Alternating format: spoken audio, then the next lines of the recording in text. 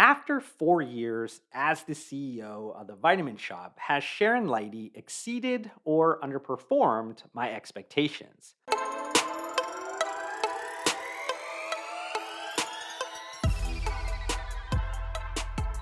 So I'll get to my thoughts around that introductory question a bit later in this content, but I did want to run through some basics of the 2022 quarter three earnings report and conference call that was released November 3rd of 2022.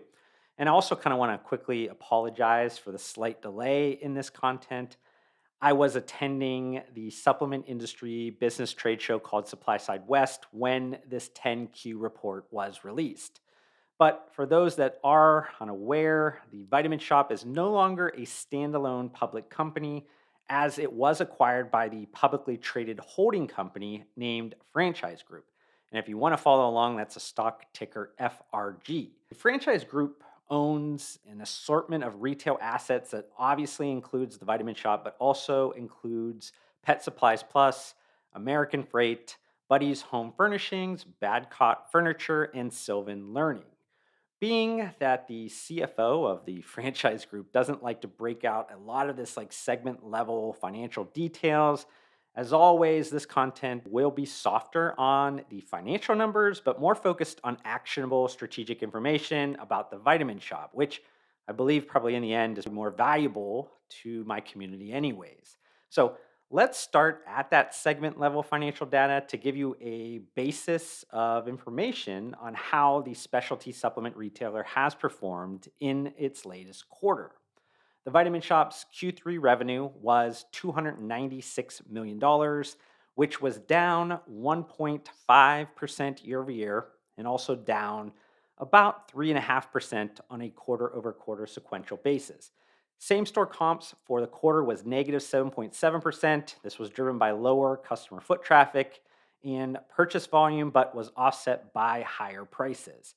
Digital sales accounted for 23.7% of the total revenue in Q3.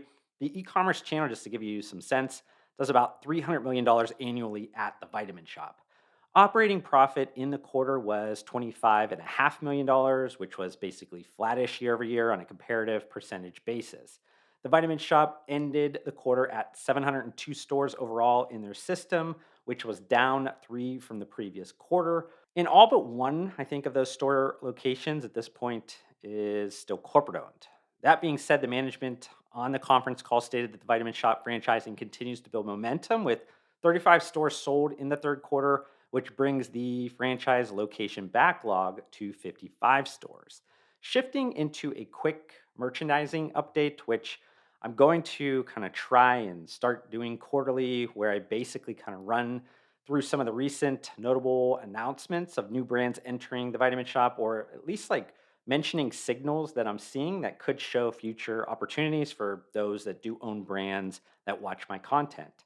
So, first off, I noticed a collection of significant sports and active nutrition merchandising additions. This decision makes really a lot of sense, especially when you consider that the category even got love from the franchise group CEO on the conference call.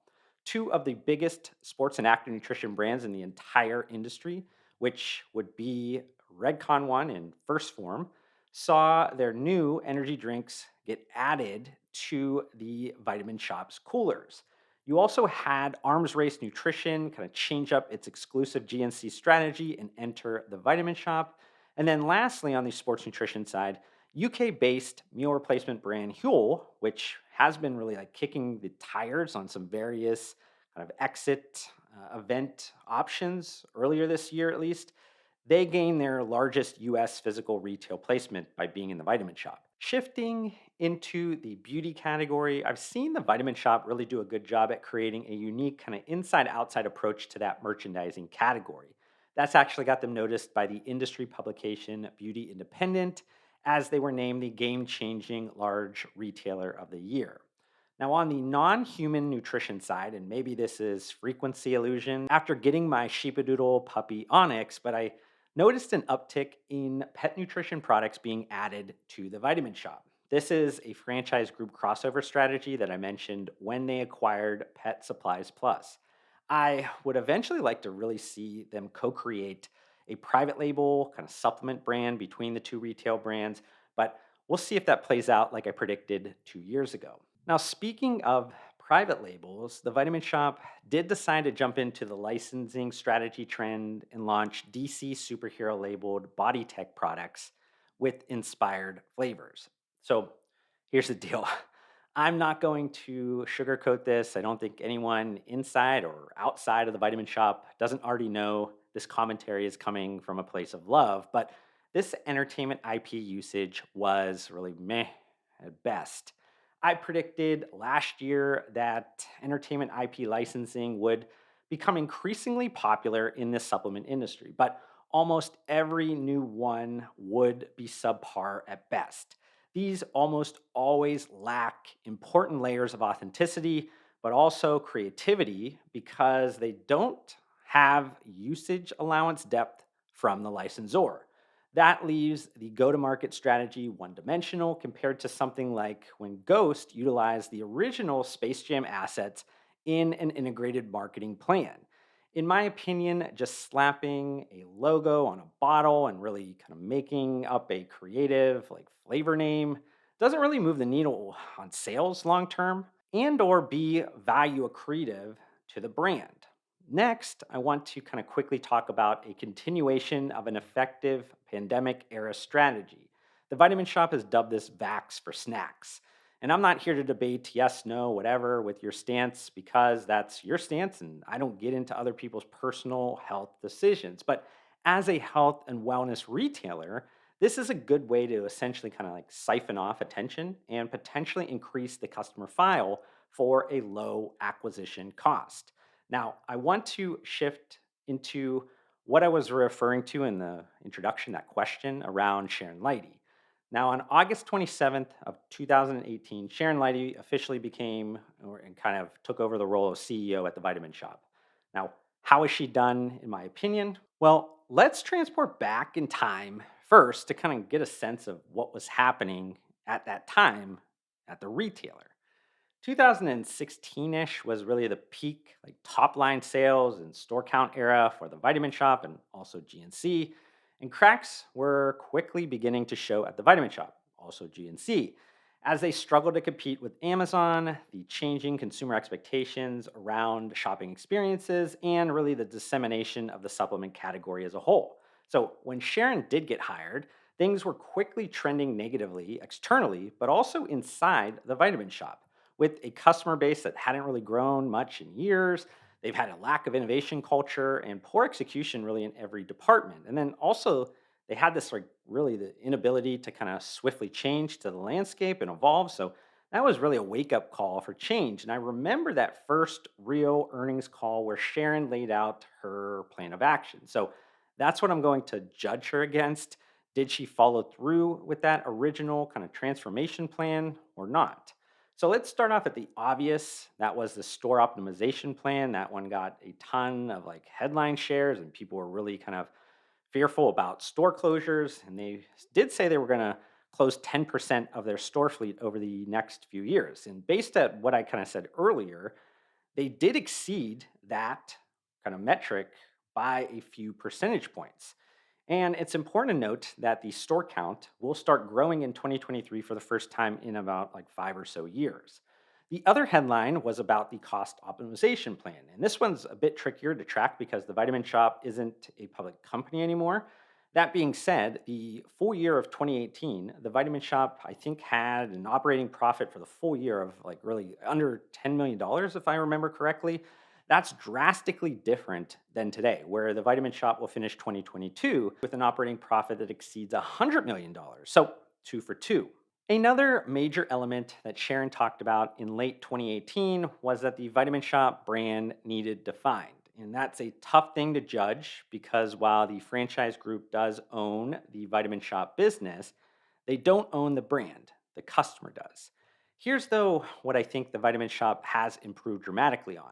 They know who they are, they know who they aren't, which has really helped them with consistency and clarity in messaging. I also think they know their customer better and how to effectively reach them. That shows in their customer file recently growing for the first time in years.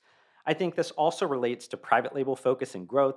The Vitamin Shop isn't just a place that sells other brands anymore. They have launched several new private label brands and countless products underneath those brands. And this strategy also helps profitability, especially when we're talking about their new franchising model. Now, shifting into store design and everything that encompasses the shopping experience, Sharon also talked about revamping stores to a new model. This kicked off in late 2019, early 2020, and things obviously kind of got in the way in terms of rolling out that aggressively, but it is back on track now. It will likely speed up even faster if the Vitamin Shop starts to kind of refranchise some of its corporate stores.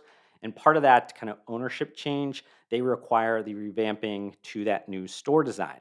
Part of that new store design revolved around providing a more frictionless retail experience. And that initiative has progressed dramatically with a larger focus on online initiated orders through click and collect, same day kind of last mile delivery partners, and traditional e commerce, all creating a much more seamless shopping experience. But more so than that design, the shopping experience at the Vitamin Shop wasn't special, or at least in my opinion, and I think Sharon's opinion when she took on the job.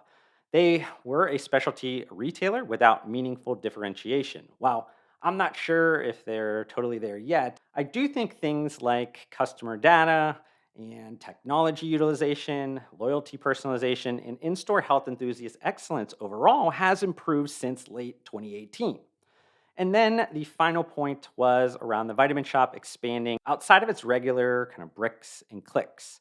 In terms of retail strategic partnerships, that was paused again during the pandemic, but has started materially again with the announcement to bring products on campus with their partnership with Follett at a collection of their university stores. They also have upped their Amazon marketplace game and started advertising more through leveraging various digital media strategies.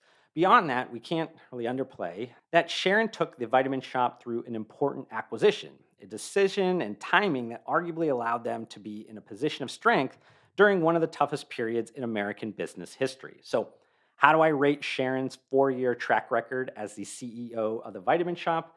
I would score it an A minus. The Vitamin Shop is not the same company from late 2018, and that's a great thing. Sharon has not only created a much stronger foundation, but also made the Vitamin Shop a more resilient company. Here's a prediction that I hope doesn't come true. The average tenure of a large company CEO in America is around 7 years. In terms of the average age of an American publicly traded company CEO, Sharon is right at that average. So, what does this mean? Despite the franchise group shielding the amazing performance from Clearview, the business world has noticed the amazing job that Sharon has done at the Vitamin Shop. So she's likely been fielding calls about a new challenge or maybe a bigger opportunity. Don't know that to be true. Don't want to see that happen at all, but here I am sharing my hunch. I hope you enjoyed this YouTube video. If you did, consider hitting the like button to support me. Also, help me get to my short-term goal of 2,000 subscribers by hitting that subscribe button.